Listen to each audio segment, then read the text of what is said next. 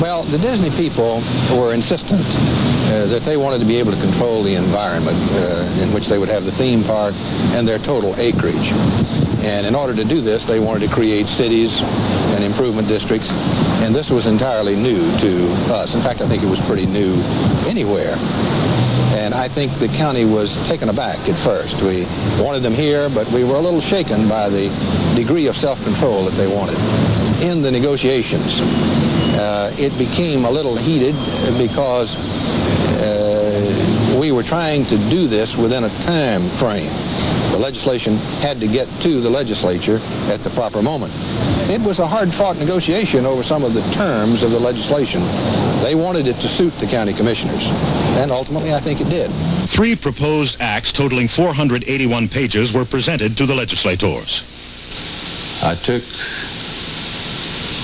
a number of Disney officials one day in to visit with Senator Pope, who was the president, for the purpose of them explaining to him what this was all about. And they started to explain. And all of a sudden he interrupted them. And he turned to me and he said, "J.J., have you studied these bills?" And I said, "Yes, I have." Then he asked what to me was the important question. "Do you think this is good for Florida?" I said, "Yes, sir, I do." He said, "Gentlemen, that's all I need to know." And the Senate voted 100% as a result of Earl Pope's recommendations. In the House, we only had 4 or 5 dissenting votes, most of them out of Miami. I wouldn't know why, but... On December 15th, 1966, tragic news blitzed the media, and cartoon editorials described the sorrow that was felt by an entire nation. This is Beach Rogers in the KFWB newsroom. We have a bulletin from Burbank, which is going to sadden the entire world. Walt Disney, the man who built an entertainment empire on a cartoon character, has died today at the age of 65. Of course, he was the creator of Mickey Mouse, the beloved cartoon characters, and Disneyland. Walt Disney, dead at the age of 65 this morning. We'll have more details at 10:55. The one thing about the Walt Disney World, from then to this day, has been its leadership. And it's Walt dying and power passing through the family, through the hands, and through everything that was so prepared that, as I said, you really wouldn't know he died unless it's a fact for sure, but the way the operation has gone on and the capability of these people. Well, through the years, after Walt died in '66, it was a big decision for Roy Disney, who was then the chief executive officer of the company, to say go. And one thing he did know that we knew how to build a theme park. We were still not committed to a Florida project. All we said was that we had acquired options on the land and would go ahead if certain plans could materialize and certain things could be accomplished. We had to make a decision almost instantaneously as to whether we would go ahead. And by we, I mean Card Walker and myself, in terms of deciding what to recommend to Roy, because in a very short time after Walt's death was made public, within an hour or two, the press was here asking what was going to happen to the company. On February 2nd, 1967, Disney executives not only announced that Phase 1 of the Florida project would proceed as planned, but here for the first time, state officials, along with the press, industrial and financial representatives from across the country, were introduced to Walt Disney World Phase 2, Walt's ultimate dream, Epcot. Hi, Michael Landon here to congratulate Walt Disney's World on their 10th anniversary. Wait, I'm not really Peter Pan. Happy birthday, Walt Disney World. Okay.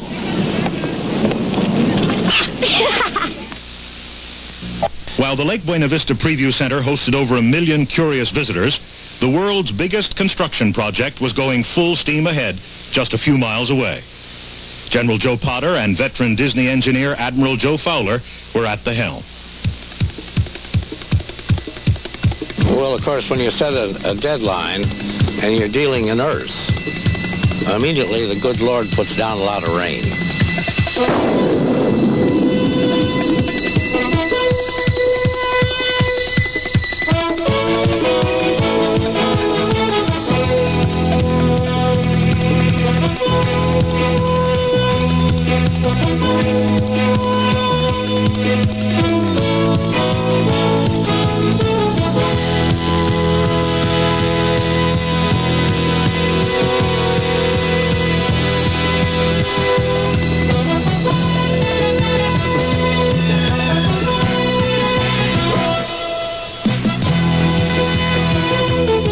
When we started to build, we expected that the Magic Kingdom would be on the original plain surface of the ground. But we found out from the water table and from excavation of the lagoon and the problem of sinkholes and the deep layer of mud that goes down 18 and 20 feet sometimes, that we had to modify it.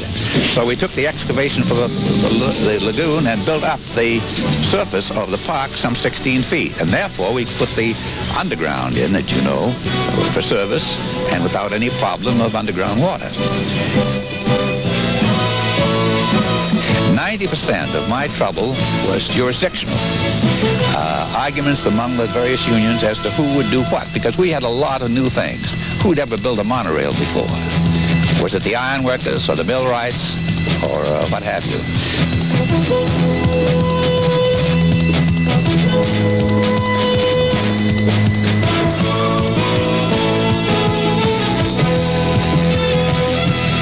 By modular magic, the rooms of the Contemporary Resort Hotel were inserted into the gigantic 14-story steel frame like drawers in a bureau.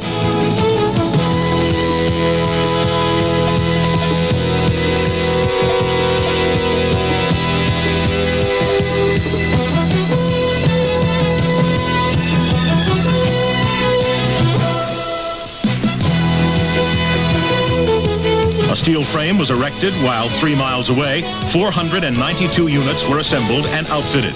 Presto, the Polynesian Resort Hotel.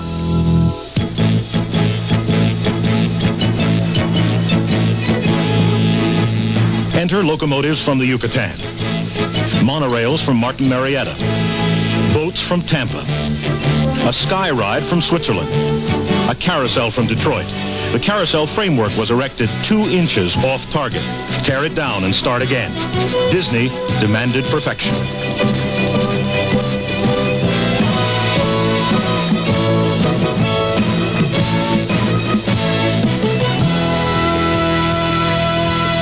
They were doing things with shrubbery, with plants that growers here in Florida just couldn't believe. And they had all their plants in buckets, and if something happened to the plant, they'd just bring in another bucket and replace it. Less than 6 months before opening, under the direction of Vice President Dick Nunes, enter a team of California reinforcements. Every department from the Disney studio, design, and Disneyland had been rated of every available talent. And the word to those left behind was, if it's Florida on the line, drop everything and heed the call. No time to worry about budgets, memos, or administrative formalities. Just get the job done. Morning meetings were called earlier and earlier, down to 6 a.m. When the executive team finally showed in pajamas with shaving kits in hand, Dick got the message. Meetings were moved to 7 a.m. I would say that there was never any doubt in my mind that we were going to open on the 1st of October. The day before the opening. You've never seen such activity in all your life. We were planting trees around the Contemporary Hotel at midnight before, and guests had already started to arrive. That's the way everything is. You set a deadline, and you got to meet it because the tickets are printed.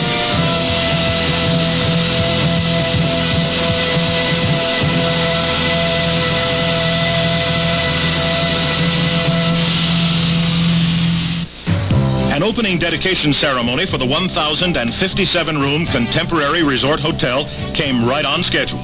And Bob Hope was right on cue with his clever bag of gags.